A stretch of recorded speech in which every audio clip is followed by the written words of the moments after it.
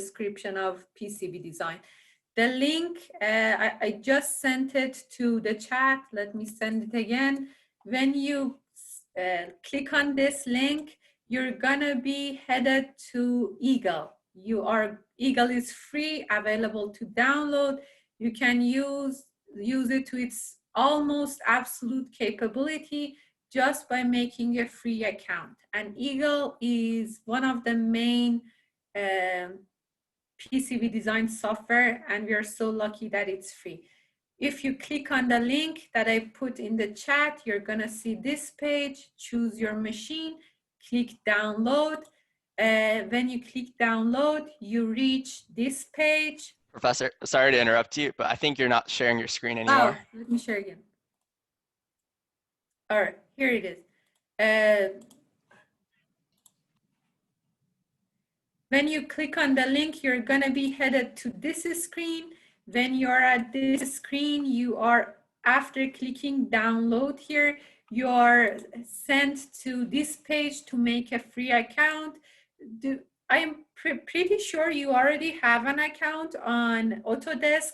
If you have ever used DAC, use any National Instrument, or use LabVIEW, you may have an Autodesk account.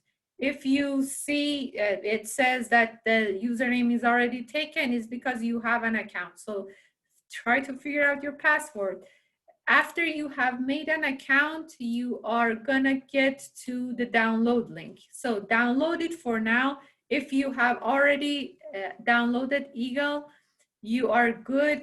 For the couple of people who just joined us, let me send the link to the download page again. So try to download Eagle before my brief explanation is out, so you can follow along with the workshop.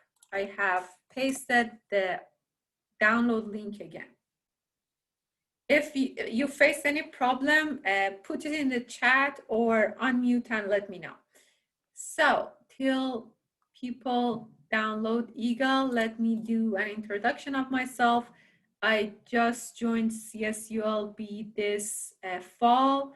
My interests are more into the integrated and transistor level design of circuits. I have also done a lot of system level designs. My interest lies mostly toward designing sensors for biomedical devices, analog and mixed signal devices. I have designed temperature sensors, impedance sensors. I have, in my PhD thesis, I try to implement security using analog devices. Anything transistor level, I'm interested in. And I should add that since I just joined, I don't have any grad students to advise. If you are shooting for a master career, for a career to continue in grad school and wanted to make your CV better, wanted someone to advise you, or if you know a master's student that in electrical engineering that is looking for an advisor, introduce me to them or contact me for a project that might help your CV. Looking forward to knowing each and every one of you. So why PCB design? If you are an electrical engineer and end up in academia, in research, or in industry, you are gonna be designing circuits. And when you're designing circuits, mostly in system level, you are gonna end up designing PCBs to test the circuit that you have made. The circuit that you design, you simulate, and you're made sure of, you put in PCB to have your prototype made and tested on bench. The electrical engineering doesn't end on the breadboard level. It goes further than that and goes into the PCB.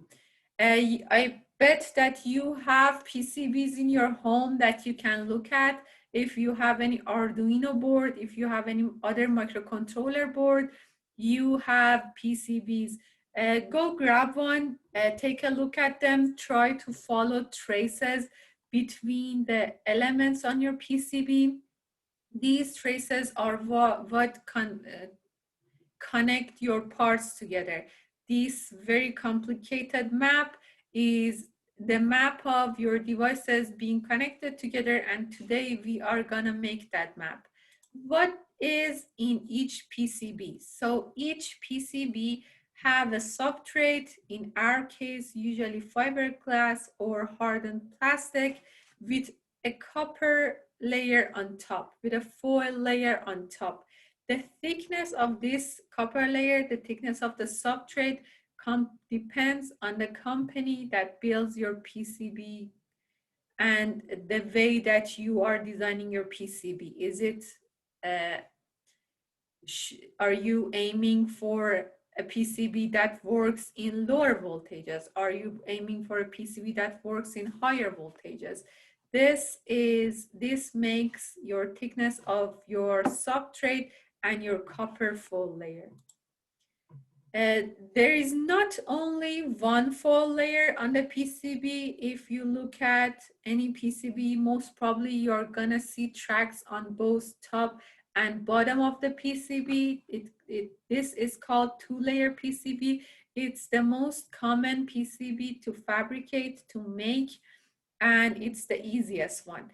But if you want to fit a lot of parts, a lot of circuit elements on a very small area, or you're working with different levels of voltages, you need more layers. To have more layers, each of uh, this structure that you're seeing in this slide are put on top of each other with a layer of insulator between them. This leads to having more than 2 layers on a PCB. The circuits that you see in your laptop, on your gaming console, in your smartwatches, most probably they are more than 2 layers. Again, to be able to divide the signals into different layers and to be able to fit the devices, fit the electronic parts on a small area. Between each of these structures is an insulator. This is the insulator layer. Eventually, you can have many of these structures on top of each other. And as you can see here, the distances are not equal. The insulator layer is much thicker than the copper layer or the fiberglass layer that exists in one layer PCB. Eventually, if you want to have more than 4 layers, it's going to get more expensive. It's not that common to make, but you can have many layers stacked one after each other, and traces that move between them, but by holes that are made through these layers. These holes are going to be called vias. We're going to talk about them later.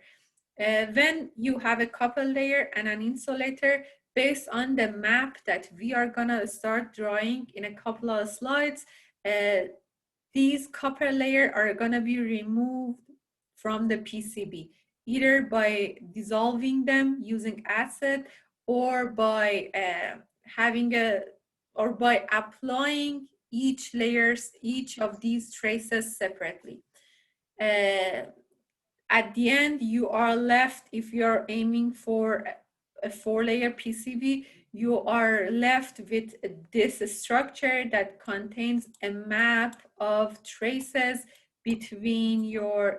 on your PCB, conducting holes that can take these traces to another level and connect it to another trace, and insulators that fill between each conductive layer. There are many materials that can be used to make your PCB. Fiberglass is the most common one. Ceramic is common. In this table, when you have this slide, when you want to actually build this, pay attention to what material you want to use. Fiberglass, this is the most common one and the cheapest one. The electric characteristics is good, and the circuit fabrication is not that difficult, so it's going to be cheap.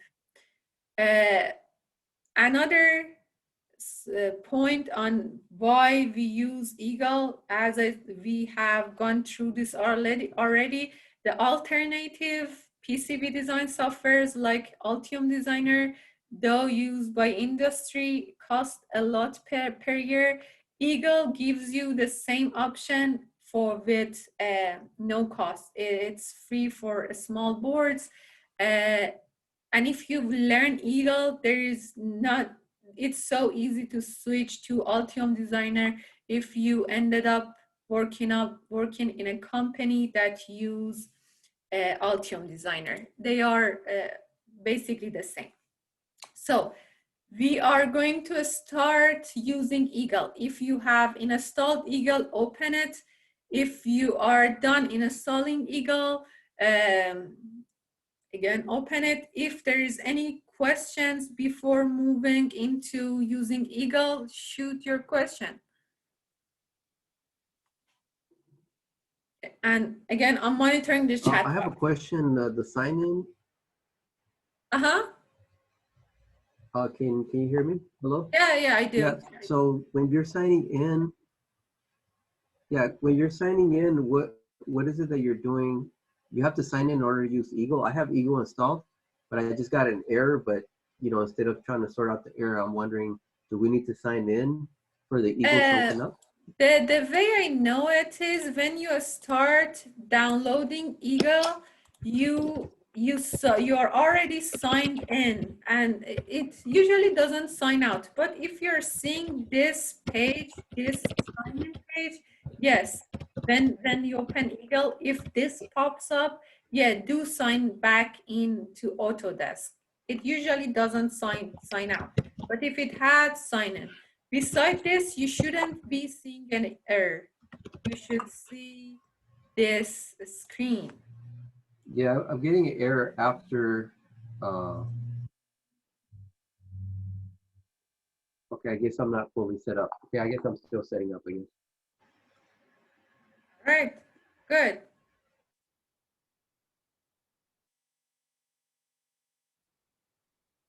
So since like adding each step is not related to the previous one that much, you can join in at any point. If you have Eagle open, there is a message in chat. Let me see that. What is the limitation of the free version? I thought that was a layer limitation, but I don't recall it correctly. Yes, there is a layer limitation. It's limited to 2 layers that can be processed through CAM. When you're done designing, you want to extract it the way that I remember it from previous version. It doesn't have it has a size limitation, but the size limitation is very generous. I don't think that we are gonna have an issue there. For layering limitation, it does have a layer limitation. You can design using other layers, but when you process it for an output, I don't think that it's gonna give you the output for more than 2 layers. It may have changed during this past couple of years, but they are limitation, not for prototypes that small circuit or industry in the less complicated version have. So I'm having my Eagle too, and since I'm sharing my total screen, I think that you can see this too. So if you have this Eagle open, don't care about this project, click on File, New, and Schematic. When you do that, this window will open. If you are here, you are at the right spot. We are trying to make this circuit. This is the first circuit that we are gonna build in Eagle. It's an inverting integrators. Integrators have a lot of capabilities. is the base of many circuit, and it's a good circuit to start with because it has capacitor, it has an amplifier, and it has resistor, not that many elements.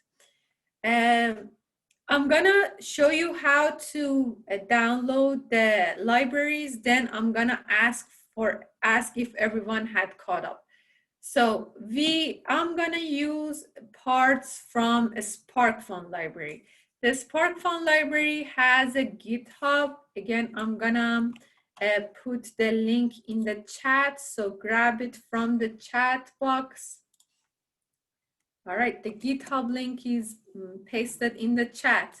If you click on this GitHub, you are gonna be forwarded here. Click on the green button and download this library of parts as zip. Via SparkFun library, if you are doing DIY projects, many parts that you buy are from a SparkFun company. It has many DIY projects. If you are shooting for a senior design project, your senior design project will probably be in somewhere in a SparkFun, and SparkFun also has many tutorials. The tutorial that I'm teaching you now is inspired by the SparkFun.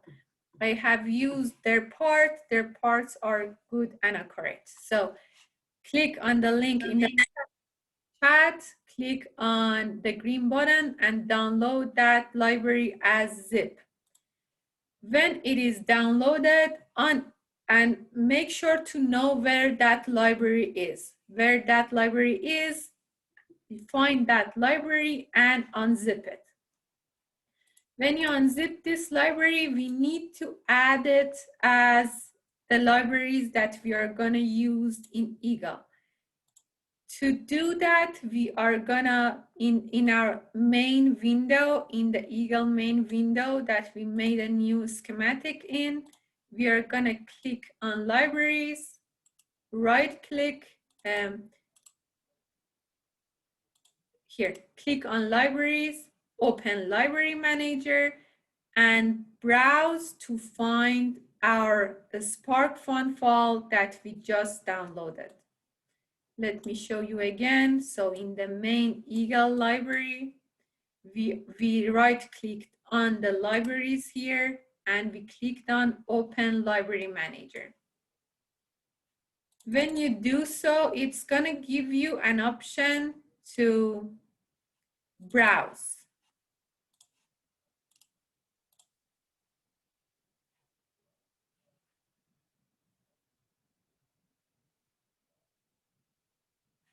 It's gonna give you an option to browse for libraries.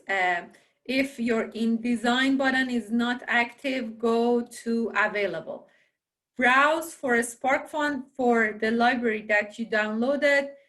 Click on the folder, click on Open, select all the parts that you see, and click Open. When you do so, you are gonna have all the library names here.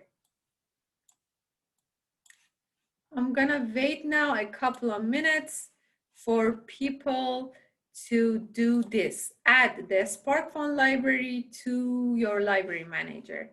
If you have done this, click write done.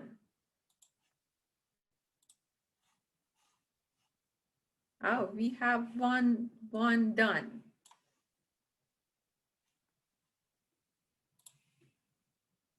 Professor, can you repost the Link? Yes, sure. link? Yeah.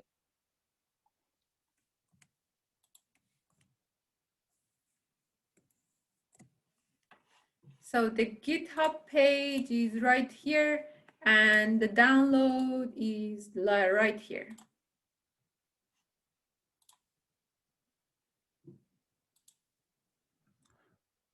Professor, do you mind going over it again? Sorry, how to get the library manager? Yes, sure. So when you are downloaded, find your SparkFun library and unzip it somewhere. Let me extract file here too.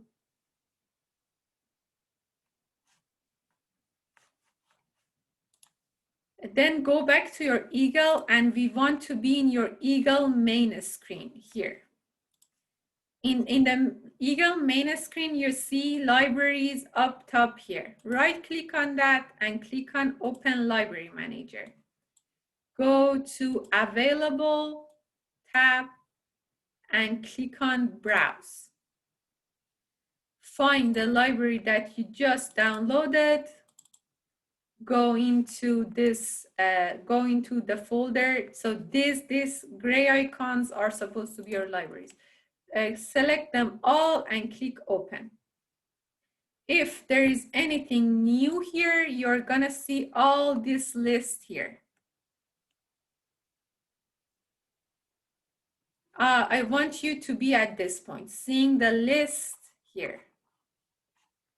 I'm gonna wait for a couple of more dones.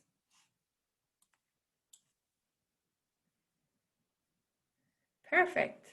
So we right clicked on libraries. Even if you don't do so, you can still follow along.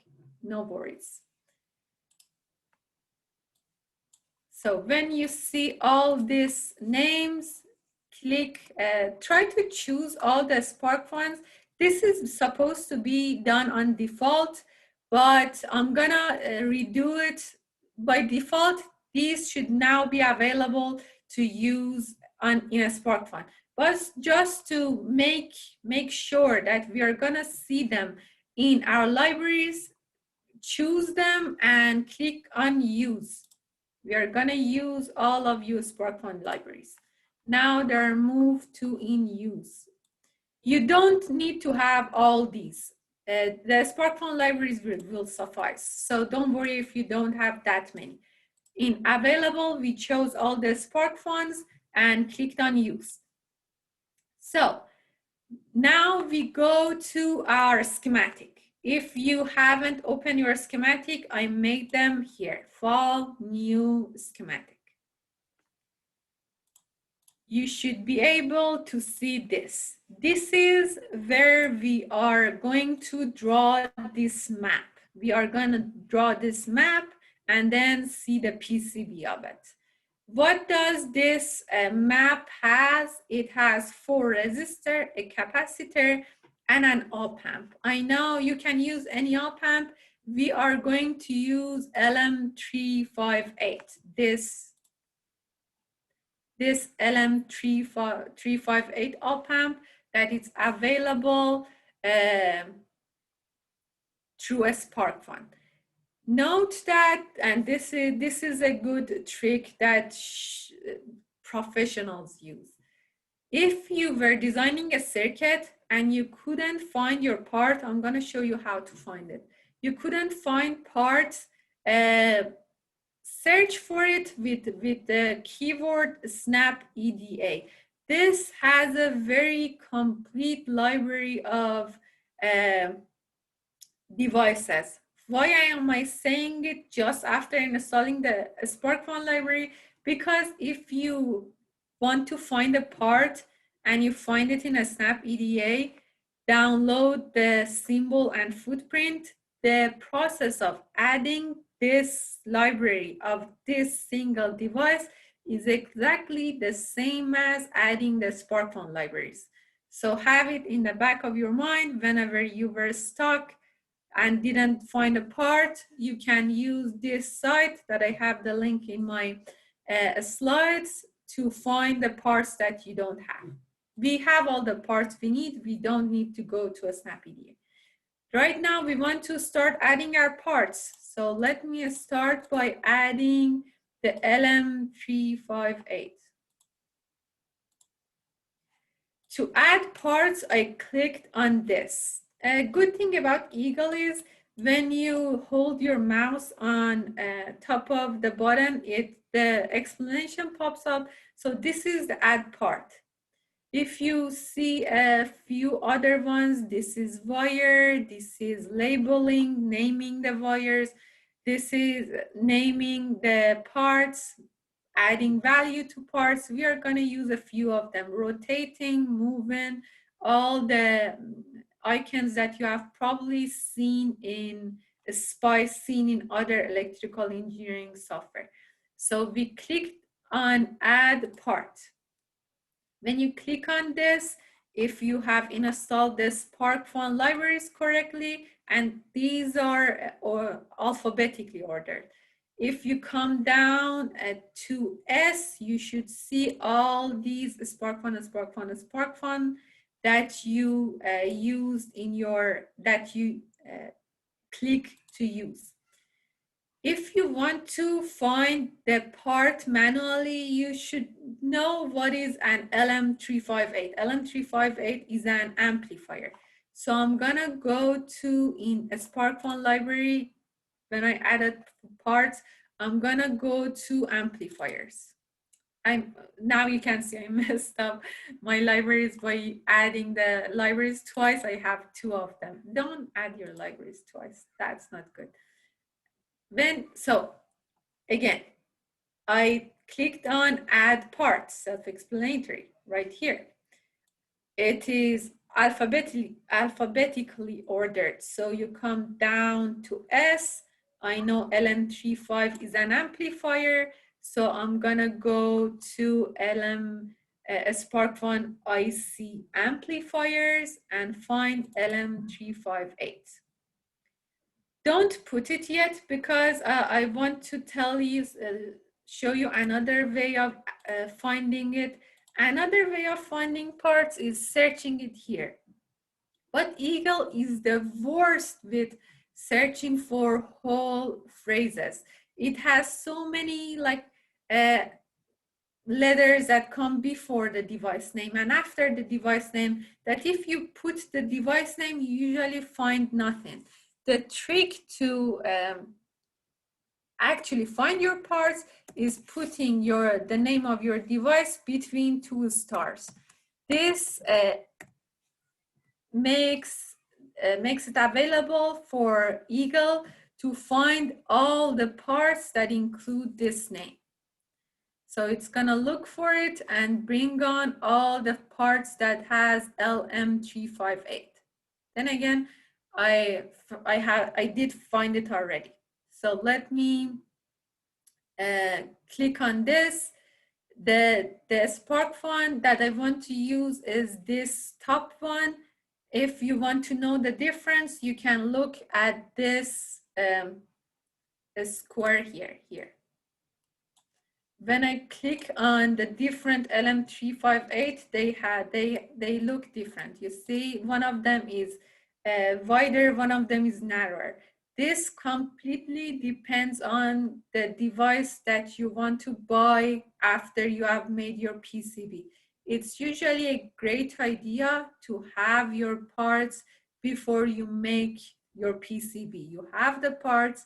When you make your PCB, you're gonna measure everything. You're gonna measure the footprints and make sure that your part does fit into the footprint. So this that I call the footprint is what is gonna end up on your board. It's not the map. It's those holes that are gonna be on your PCB board and you can actually put your physical part on it. I'm gonna use the normal one, the DIP08. This is the most complicated part. Why? Because as you can see here in this, yeah, I promise next parts are gonna be much easier. Do you see this? This means that this part have 3 different sub parts. Why is that? It's because if you look into the data sheet of LM358, let me bring it up for you.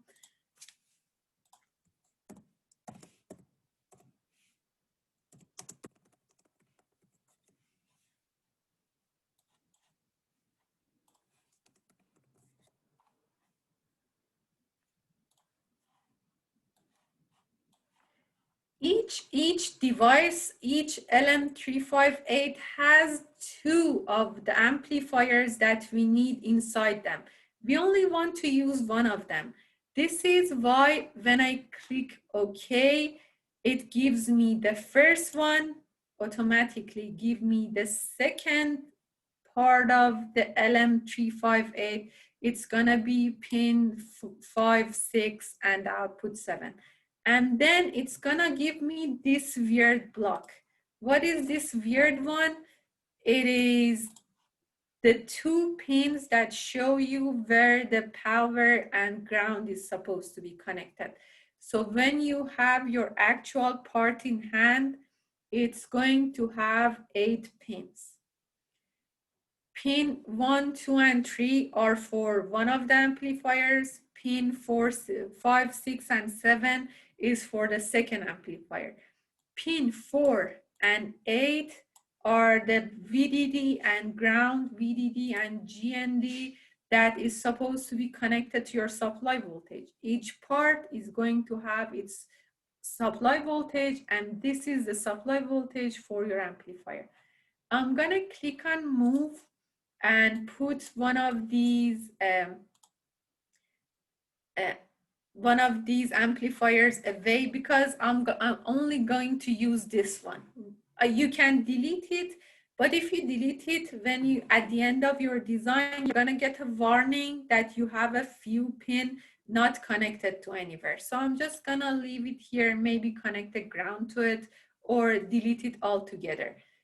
For moving, this is the last point till I give you some time to redo what I did. For moving, you need to pay attention that this is the second annoying thing about Ego. For moving, rotating, naming, whatever you want to do to this device, you need to find its origin. It moves by clicking on its origin. You can change its name by clicking on the origin. If I click on somewhere random, you are not gonna be able to move it. Don't get frustrated. Click on the origin, it gets highlighted, and you can move it afterward.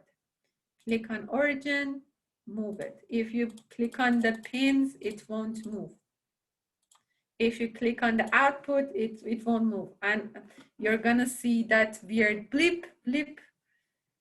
So quickly, what I did, add part, type a star LM358 star, okay, put 2 of these amplifier along with a VDD and GND pin, and moved one of the amplifiers away because I don't want to get confused with it. I want to see this.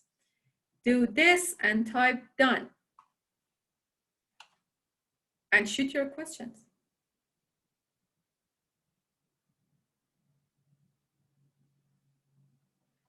Perfect, perfect. All right, we have a couple of more parts. I'm gonna wait for another minute.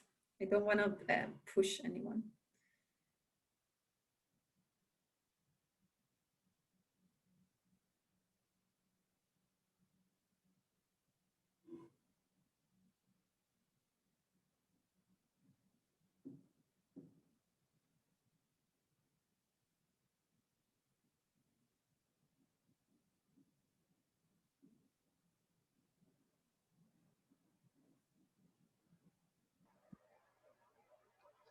I also noticed if you drag a box over the whole part, it will select it as well, and you can move it then.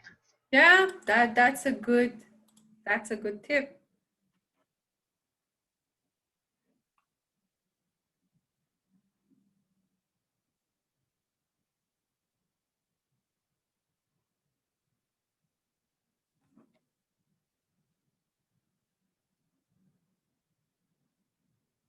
All right, moving forward.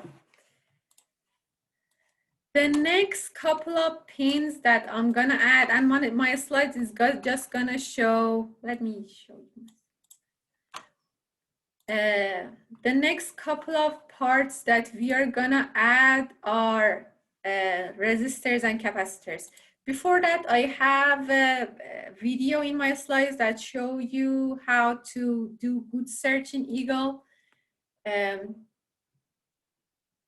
Now let's see other parts. You can watch this video on your own time. We need 4 resistors, a capacitor, and we are gonna be using a connector. The resistors are going to be in a SparkFun resistor library. What resistor we are going to use? We are going to use the general one, or the one that has written axial 0.3 next to it. Axial 0.3 is the footprint for the normal quarter watt resistors. We are going to have a connector, and for that we are going to use a SparkFun connector library, and we are going to use I think a capacitor that is a generic capacitor, or a capacitor that is 4.7 microfarad. So for adding the resistor, let me clean up this. You can search res, or you can come down to the SparkFun libraries, go to resistors. Anything that says actual tree works for us. If not, if you wanted to be more comfortable, there is a generic resistor at the end of all the items that SparkFun have available. So a SparkFun resistor has a lot of parts. The one to the last before the trim pot, we have general resistor, generic resistor. And I told you that I want to use the actual 0.3.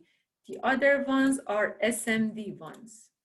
A good point to know that this resistor is SMD or not is because whenever you see red in Eagle, it means that it's a pad, it's an SMD. Whenever you see green, greens are whole. This is what our resistor usually look like, right? A body with two pins that needs to be soldered. So I'm gonna choose this, a SparkFun, resistor, and resistor actual tree. I'm just gonna put 4 of them because I know I'm gonna need 4. And as you can see, it's gonna be named automatically. I also want to add capacitors. So SparkFun, capacitors, and then again, we should have a generic one.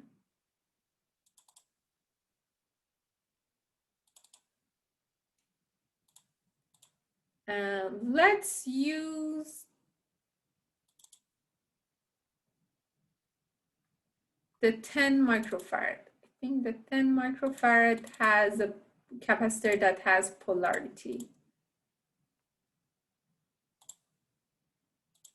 All right, yeah, this is good. So resistor was easy, choosing resistor, coming down to the one before the last, choosing the actual tree. For capacitor, let's go with the 10 microfarad. In the 10 microfarad, we are using the ones that have polarity because this is a capacitor that wants to pass AC. We really don't care about it. We are just looking for a true hole capacitor. Any of these will work. I'm gonna choose the 10 microfarad polar radial 2.5 millimeter. I'm gonna say this last point and then wait for you guys. You can search for, alternatively, if you couldn't find this capacitor, search capacitor, try to be in a SparkFun library, and just look for something that has green on it and it's not huge.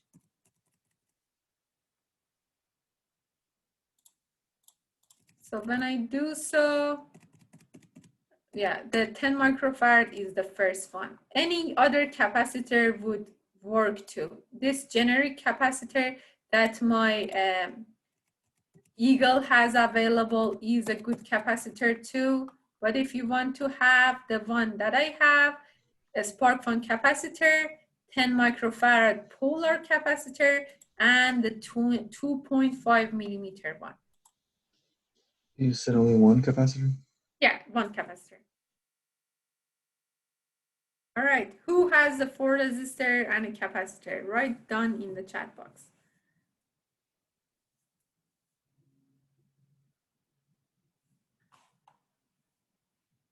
Waiting for another 30 seconds.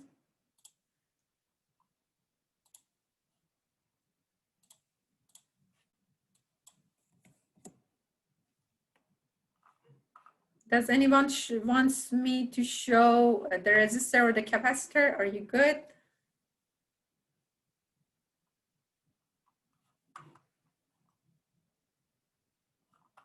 All right, let's find our connect. What was the resistor size? Oh, for resistor, I haven't put a size yet. The question is, what is the resistor size? I just went to the resistor. SparkFun has a generic resistor as its last item. So if you open a SparkFun resistor, you are gonna get this generic resistor. I just put a generic one. If you want to go with a sized resistor, let me see.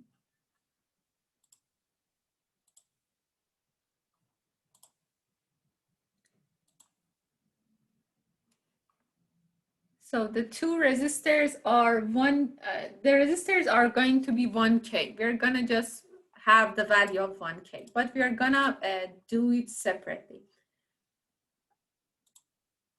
Let me put the last part, do the wiring.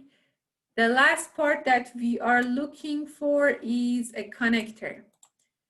The connector is going to be found in a SparkFun connectors, SparkFun, and let me find the connectors. It is right here. I'm gonna use a 4-pin connector. The slide do 4 separate 1-pin connectors. I'm more comfortable with having a 4-pin connector. So I'm gonna choose connector 04, as in it has 4 pins, and I'm gonna choose the first one that shows me it has 1 row of 4 pins. When I'm done with putting all my parts, I'm gonna look at my map, the map that showed me how I should wire them, and I'm gonna have my circuit looks very close to this. So rotating the resistor and having this connections.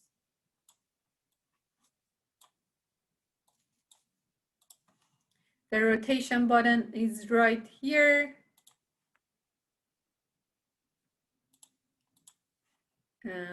Oh.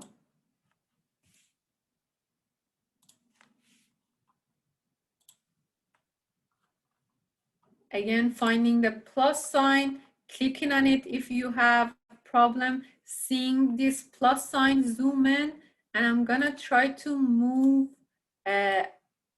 my parts to be very close to what I saw in the circuit that I was drawn. I'm gonna do the rotation and then wait for, and then show you the map so you can make it as I do.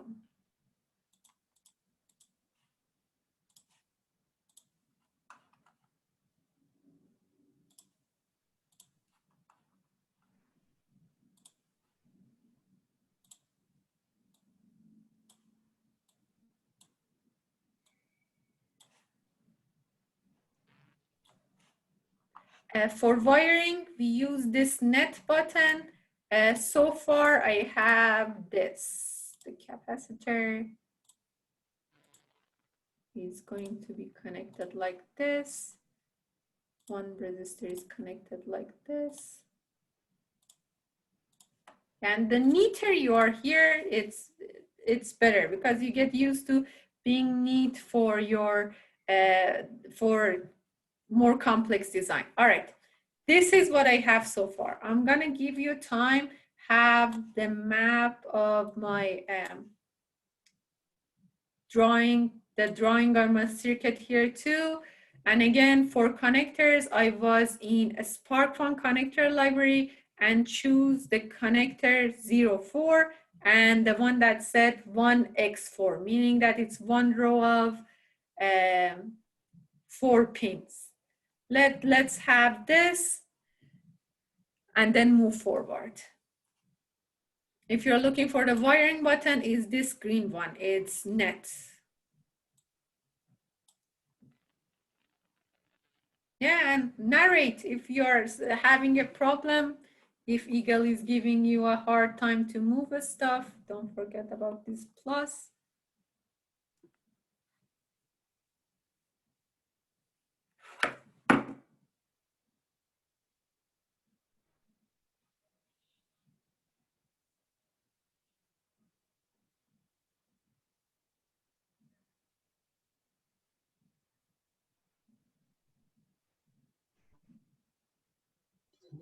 Is there an easier way to rotate? Like just pushing R's? Once you click on it in the origin, you can right click and it rotates by itself. So say it again. Oh, like how you taught us to click on the origin. So once you click on that and it's highlighted, you just You right can click and it's right-click, gonna rotate. rotate. True. Yeah, Yes. that's easy. Thank you.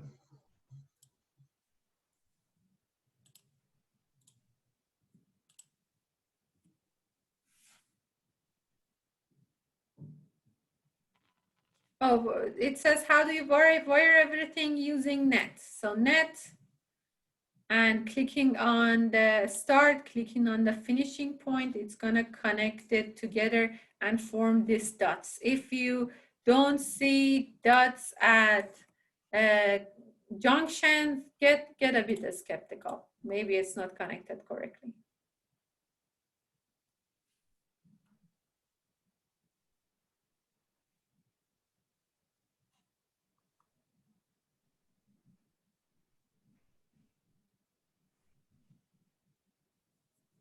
All right, anyone done?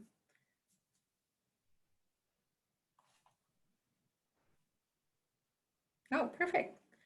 I'm gonna mirror this is the mirroring button. Again, click on the origin, right click. I'm gonna mirror my connector too and take a final look at my circuit. So for each circuit that you have and you wanna bench test, keep remembering that you need to connect it to another device to be tested. If it's an integrator like this, you wanna connect the input to a function generator and probably connect an output to the oscilloscope.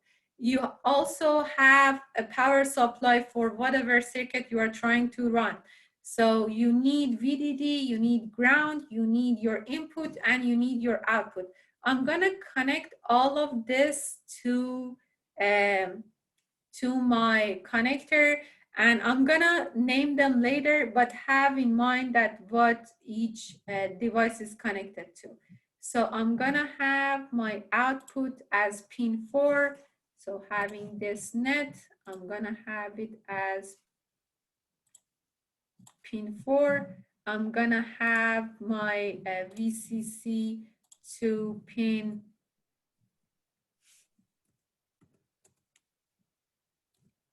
VCC to pin 3.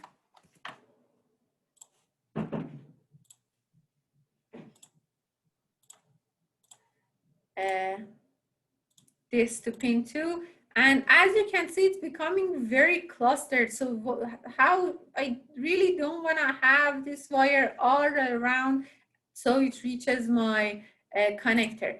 The way to get around it is using labels to keep your schematic from becoming like this with a lot of cluttered wire going around. Is using labels. Labels is here. I know that I want to have my input that is here connected to this part. I'm gonna put a label here, right click origin, or use this naming button and say GND, VIN, as a show that this is my input, and put another label here and then name it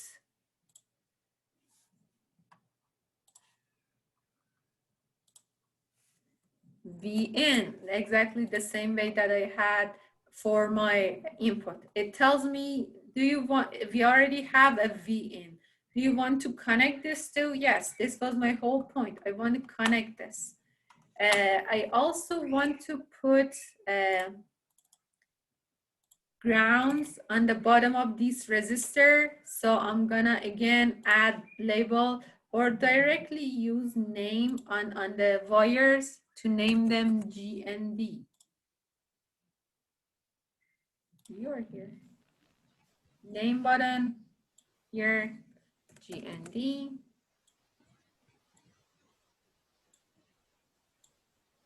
G and D. And I also want to name here V out and here VDD, just so it's easier for the person who want to use this map after me to be able to know what is where is everything connected.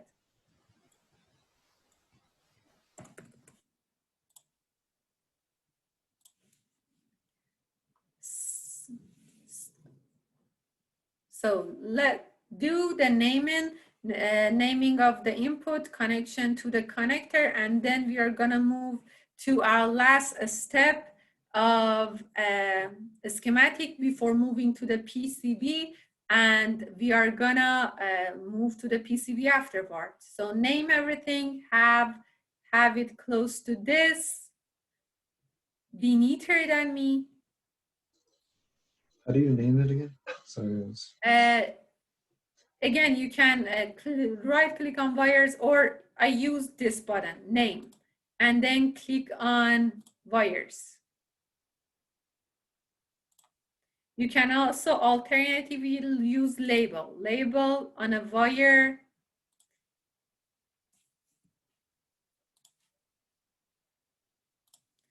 And then naming this label. And once again, for everything that I want to click on, I pay attention to finding the origin of it.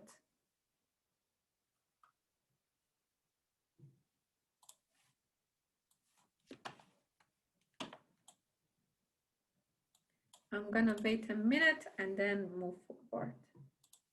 If you had any question, ask up.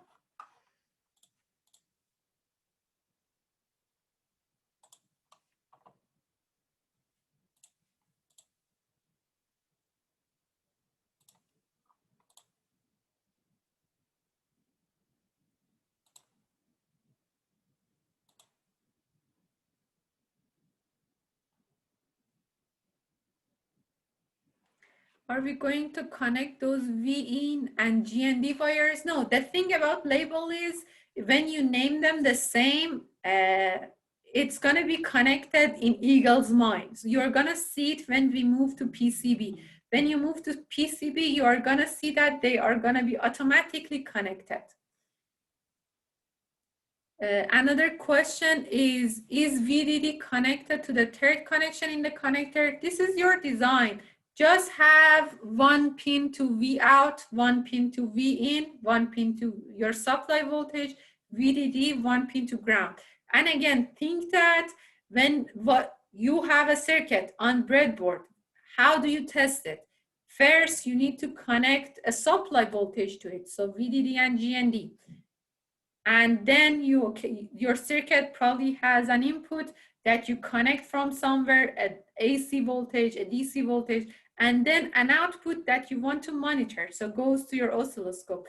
This pins, this connector are gonna be 4 pins on your PCB.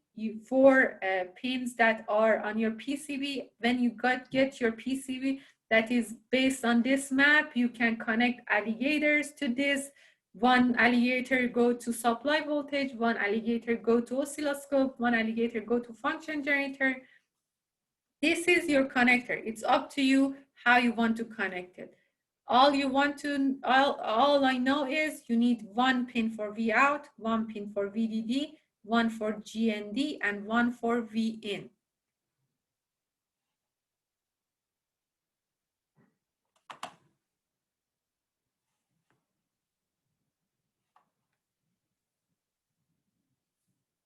All right.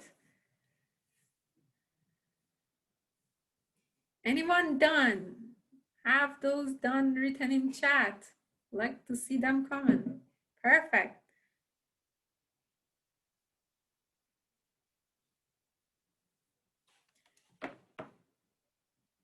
The last thing to do before moving is to do our future self a favor and name these devices.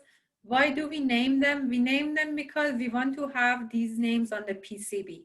Why we have these names on PCB is because when you start, when you have your physical PCB and you want to start soldering stuff on it, you don't have to go back to the map and see, okay, which was the 10 microfarad, which resistor was the 1K, which resistor is the input.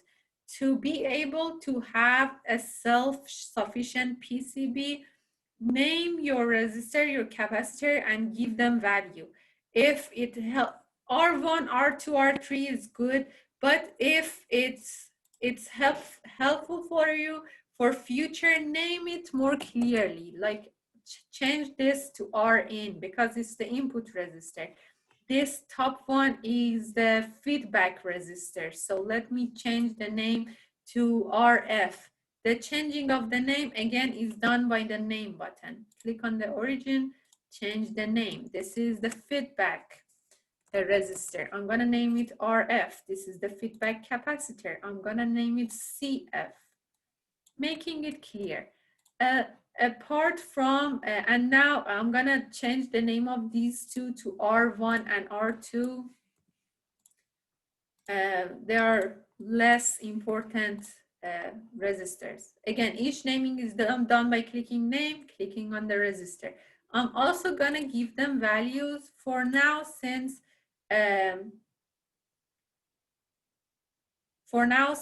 I have, it's just an imaginary circuit. I'm just gonna value all of them at 1K. You can, if you are actually making an integrator based on the speed of the integrator that you want, you can name them, you can give them different value. It gives them that, it says that by default it doesn't have a value, or it has a value, and it asks you if you really want to give it a value. I do, yes. 1K. 1K and 1K. The changing of the value is done by the tween of the name button, name value.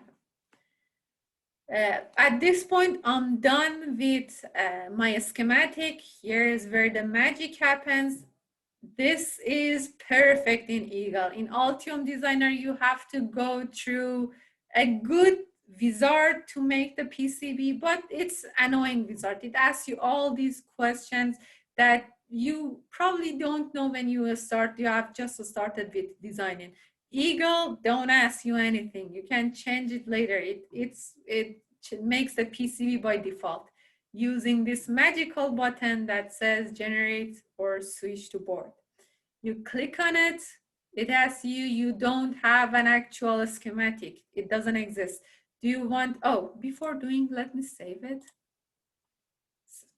I'm gonna name it IEEE. Yeah, you need it saved. Save your work often. Don't reach the end of the schematic and saved it. We should have saved it 3 times by now. Now that I have saved it, I'm gonna click on this magical button. It says, do you want to make the IEEE board that doesn't exist, the board version of this schematic? And we say absolutely yes. When you do this, this PCB is now here. This shows you all the part that was in the schematic in its actual physical form. These look like resistor. These looks like the footprint of the capacitors that you use in your lab. And we have seen ICs. This does look like an IC. I'm gonna wait here for people to be done up to this point. So what I did is I named and valued my part and then saved my work, name it, clicked on this button to be able to see this PCB. I'm gonna wait for a minute here for people to reach to this stage.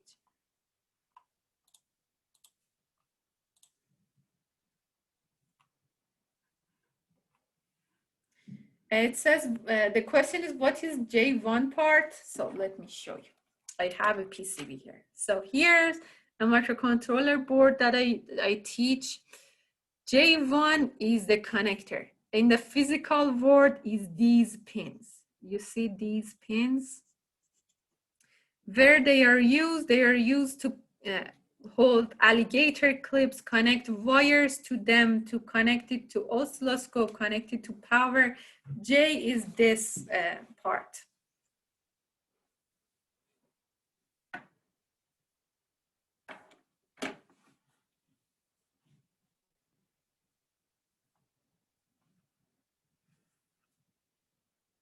Yeah, the person who asked this is actually in my class. Hey, Blake.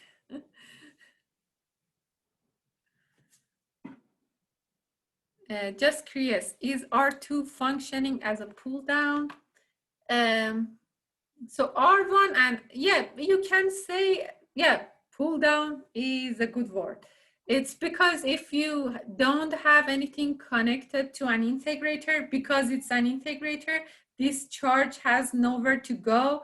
This R2 helps you to get rid of this charge and not burn any of your components if anything is connected to it. This is a pass for this capacitor if it's big, to discharge if your circuit is off. Pull down is not a bad word. All right, we are here. Now, this part shows if you started designing a circuit, this is where people start judging you on your skills on PCB making, by how you put your devices. These wires, these yellow ones are called air wires. Air wires show the connection. Whatever we had connected using labels or wire in our schematic is shown here in these yellow lines. We are gonna change them to red and blue actual copper traces.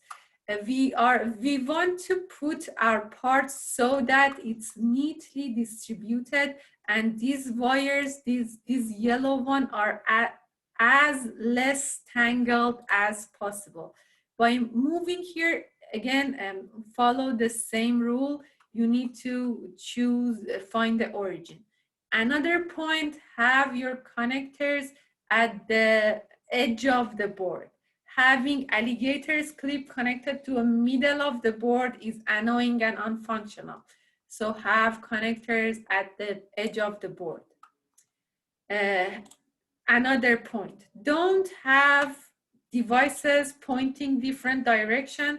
Try to have your resistors, your parts, all pointing, having the same direction, unless it really makes it tidier to have them rotated. It makes the PCB look better. It's only like, if you prefer. Anyone have their own method of making their PCB pretty. I like my devices not to be pointing in different direction. For capacitors or devices that have orientation, for example, this IC has orientation pointing this side. This shows us where pin 1 is.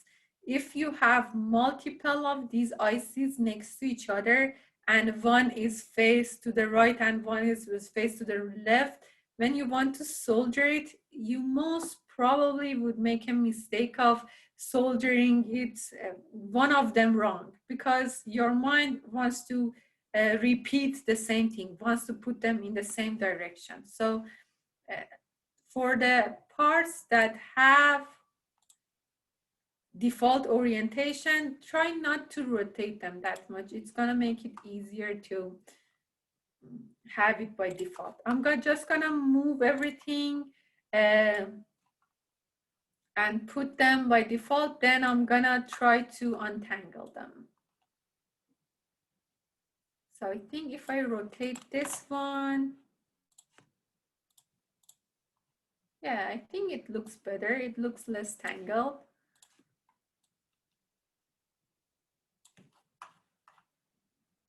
How about this one?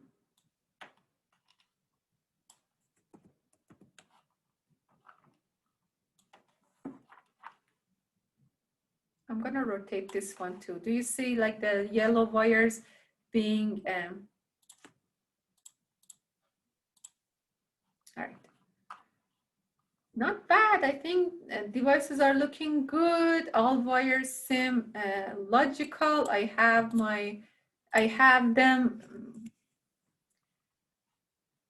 them close to each other. Another point, don't put parts too close to the edges, because when company cuts them, they're not that accurate. They might ruin your PCB by cutting a device to half. If you can put them closer to each other, we don't have that many connections to pass through, so I believe we can put them pretty close to each other. But if you have a more complex PCB, have in mind that wires need to pass in between these parts. I'm gonna wait here and wait for everyone to have their part neatly at one side of your device.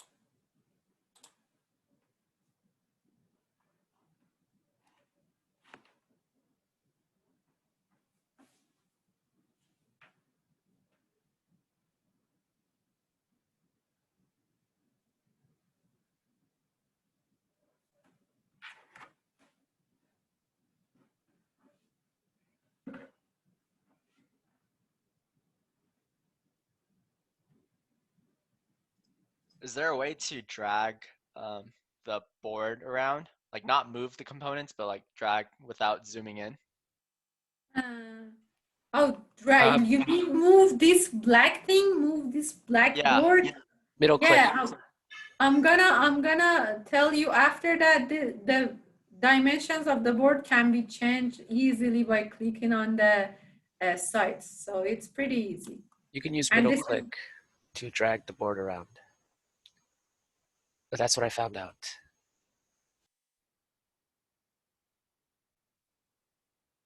for sure. Thank you.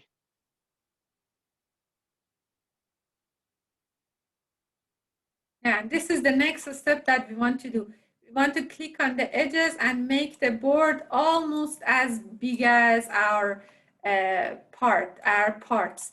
We want to have like a half an inch of space, a quarter inch of a space, because again, don't get closer to the edge. The devices that cut the boards in the fabrication companies are not accurate at all. If you put it very close to the edge, they might cut on your actual traces and cut on your actual map of the part, the footprint of the part. So this is like a logical space to have as the side of the board.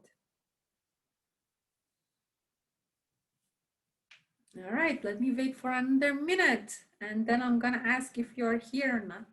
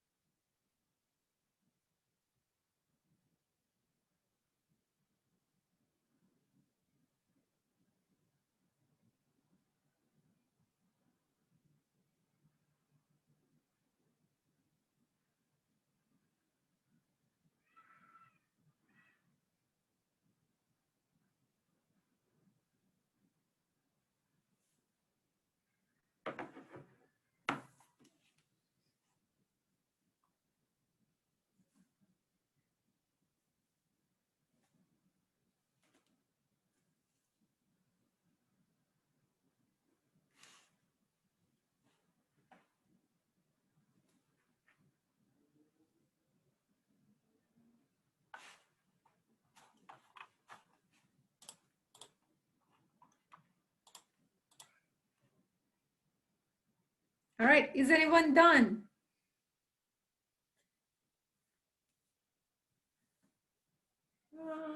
Coming along. All right, good. So now we need to have start to draw traces on our board. Traces are, if you look at any PCB, you see these these maze-like traces that are on the PCB. They are at the top and at the bottom. And these are done by choosing the layer here. If you want to draw your trace from the top, choose top, click on route, and then click on your start and finish. You can also change the thickness of your trace to different thicknesses. How would you know it's thicker? How do you know what thickness to use? We have tools. So thickness of the traces depends on what current is passing through them. For devices that draw a lot of current, you want thicker traces. For devices that are like microcontroller, 5 volt, we are good with 10 mil. This website, each fabrication company usually have these tools to check the good trace widths. Put your temperature, your environment temperature, choose the current that you want to pass through it, and it gives you the minimum thickness needed. 10 mil, it's usually good. It's big enough for you to be able to see it clearly, if it's disconnected, if it's connected, and it's not too big to make your devices, make your PCB too big. Each wire can be hand drawn, can be drawn by hand.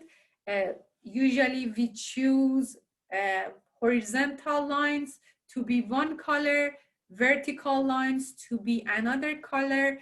Whenever we want to move between a layer, between top and bottom, if we wanted to pass over each other, pass wires on each other, let me give you an actual example. So imagine that you want to connect this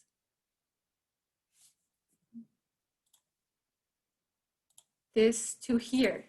And now after this connection is done, you want to connect this wire to here. You can't pass red on red, because when two copper touch each other, they're gonna get connected. They're gonna turn into one trace. You need to move to blue. If you want to do so, you can use via. Via are connective holes on your board that connect top to the bottom of your trace. Continuing, you can now successfully move to bottom layer. Moving to bottom layer, and then continue drawing your trace.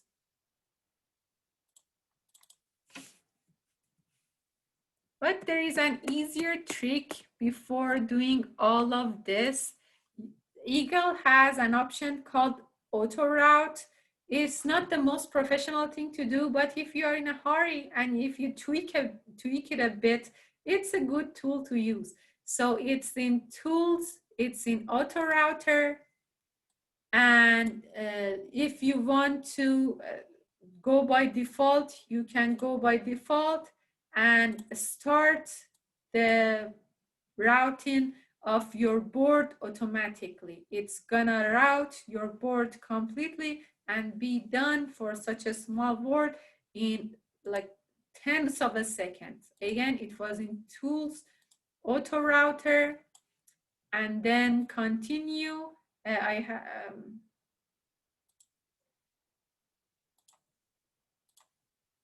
And then for the first time you click continue, it shows you a window. You click start on that window, and then you are able to have all your board routed.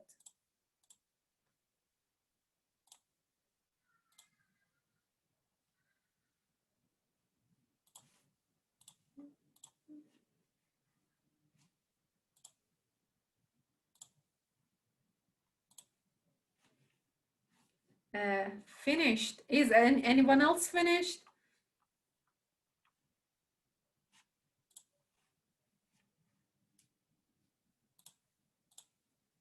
Yeah, this can be your first board.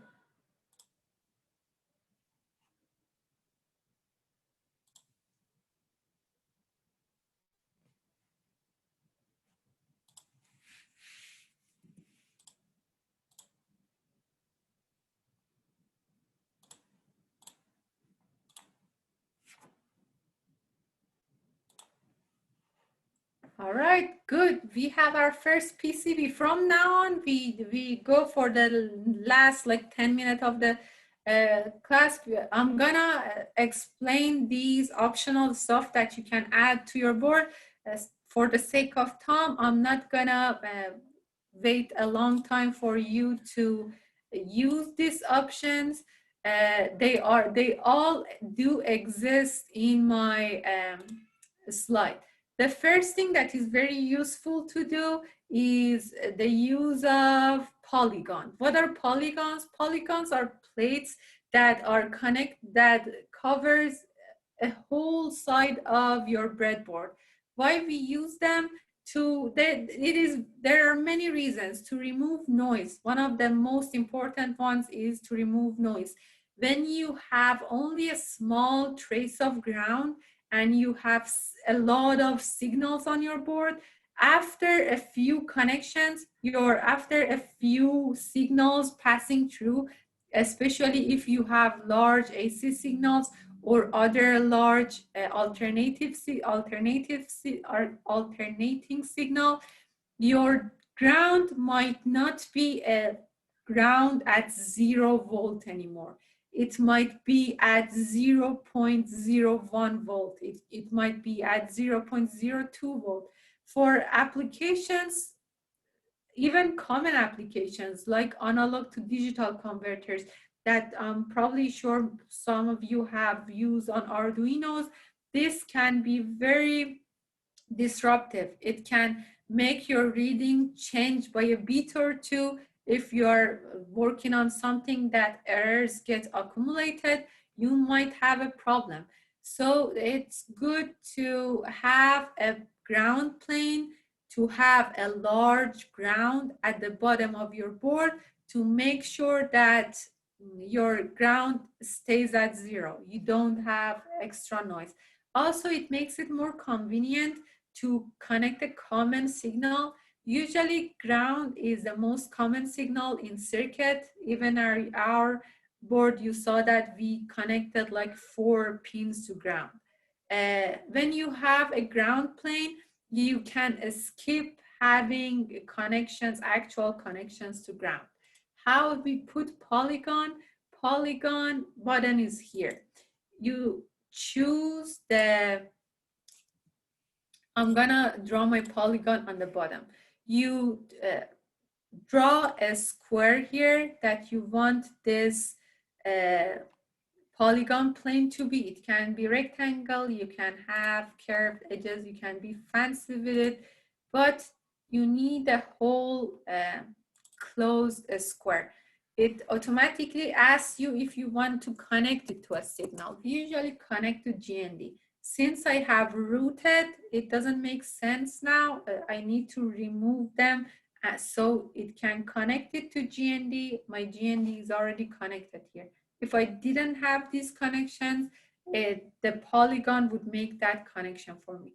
So I choose GND as the signal name that I want to connect it to.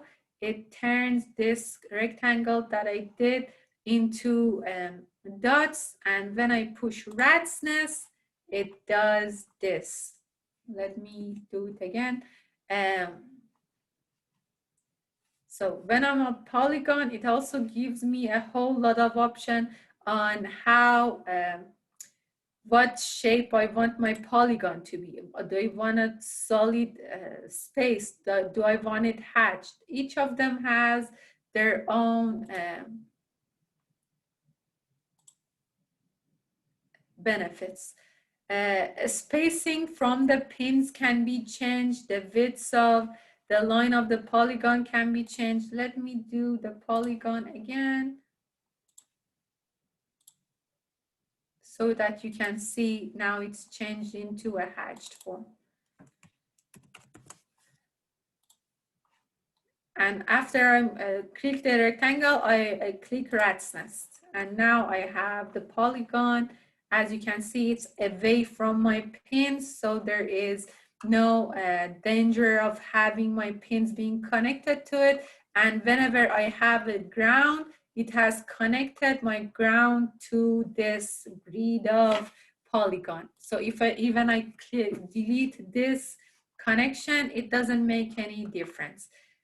Another important thing, always do the DRC and ERC check. DRC it's down here in between these two options. ERC checks to see if there is any error with your design, if parts are too close to each other, if there is a wire not connected.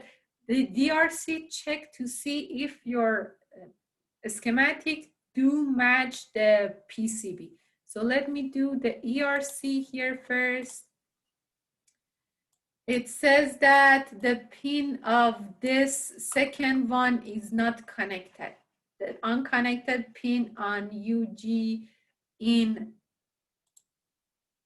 I'm gonna delete this, run the ERC again.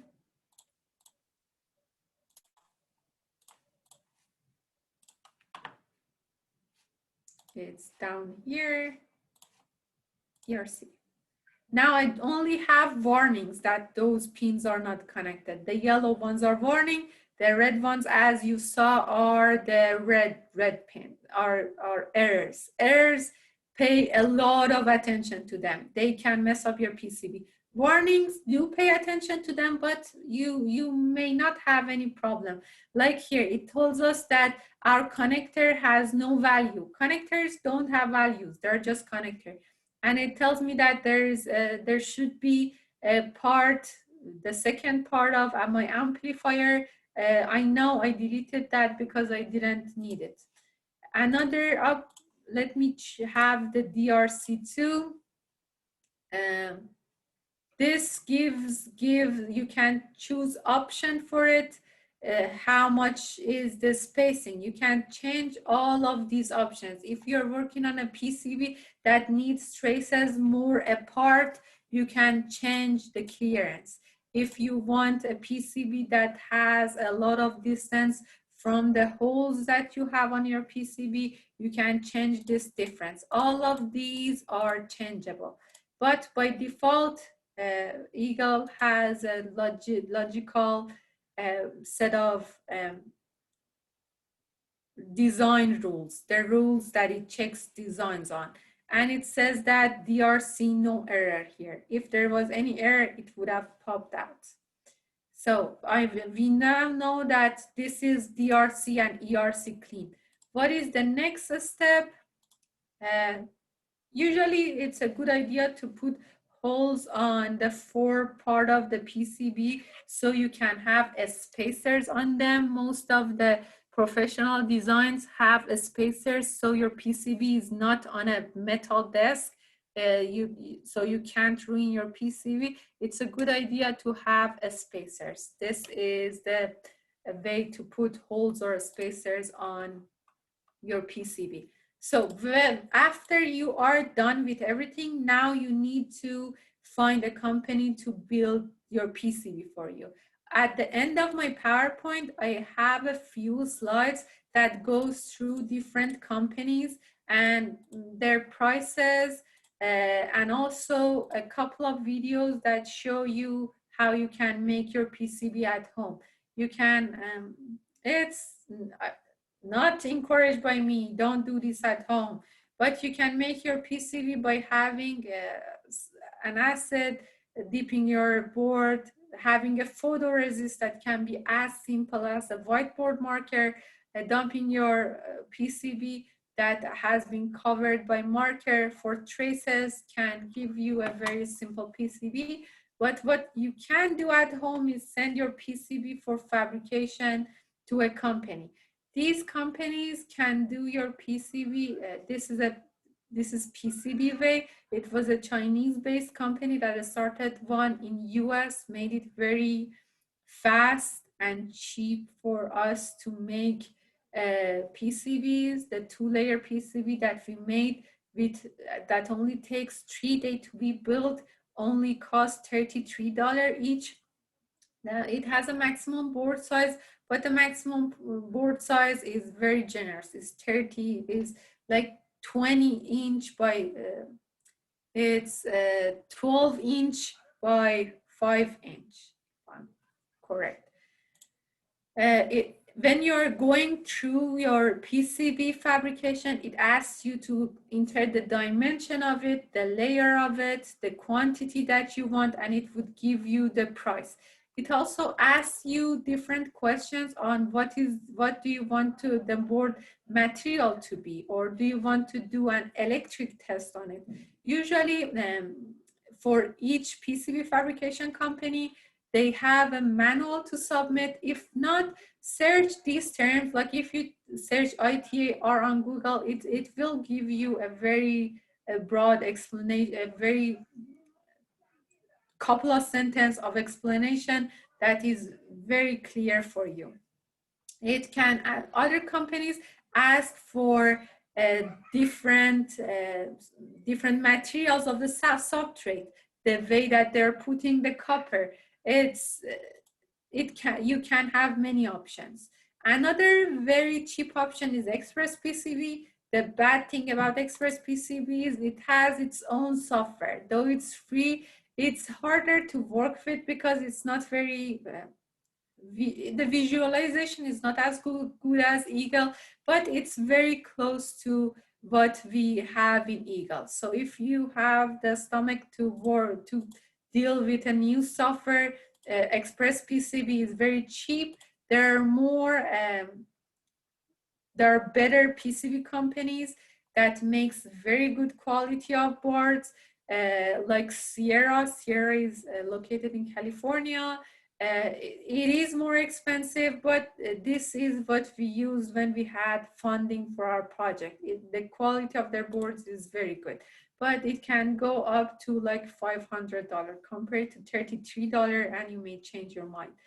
I have a few slides that goes through tips and tricks, and also a few slides on how you can make your very own device if it doesn't exist in the library. But this is just extra stuff.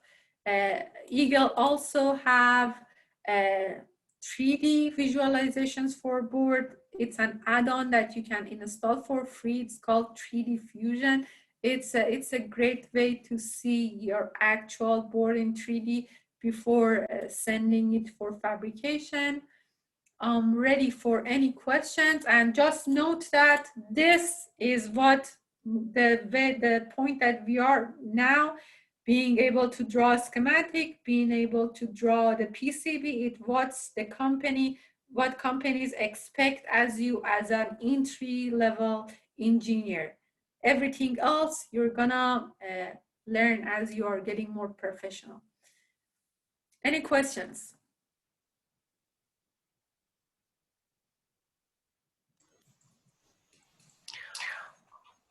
Yeah, I have a question. When you did the polygon and clicked on rat's nest, mine looks different from yours. Yeah, it's probably because you're on default on solid. I changed it to hatched. Where can I find the hatched? Do you see these icons? This blue one. Let me have my marker. I don't see. You don't have these. Maybe in view you can add. Do you see this toolbar, the layer toolbar at all? Yes. Oh, that's weird. Because if you click on polygon, it may come up. Because if I click on text, I don't see it. If I click on polygon, it comes up. Okay. All right. Yeah, the solid polygon is the most common one. So what you have is a good one. Okay, thank you. Yeah.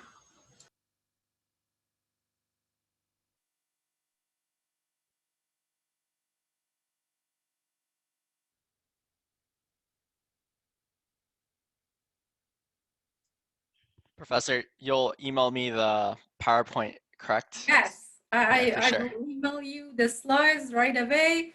Thanks again, everyone. Thanks, Daniil, for organizing this. Thank you, Professor, for showing us this workshop. Thank you, everybody, for attending. I will make sure to post this recording by tomorrow morning or tomorrow afternoon, and then I'll make sure to post the slides after the professor sends it to me in the Discord. Like, where would you post it? Like in like what Discord? Oh, the IEEE Discord. If you are not a member of the IEEE Discord, I will send the Discord link right now, so you can join. Give me a second.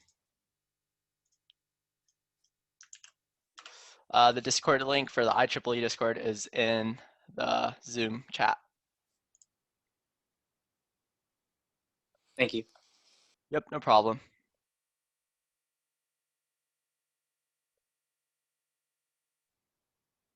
Well, thank you everybody for coming. I'm going to end it now. Thank you very And much. thank you once again, Professor, for teaching us this Very workshop. much.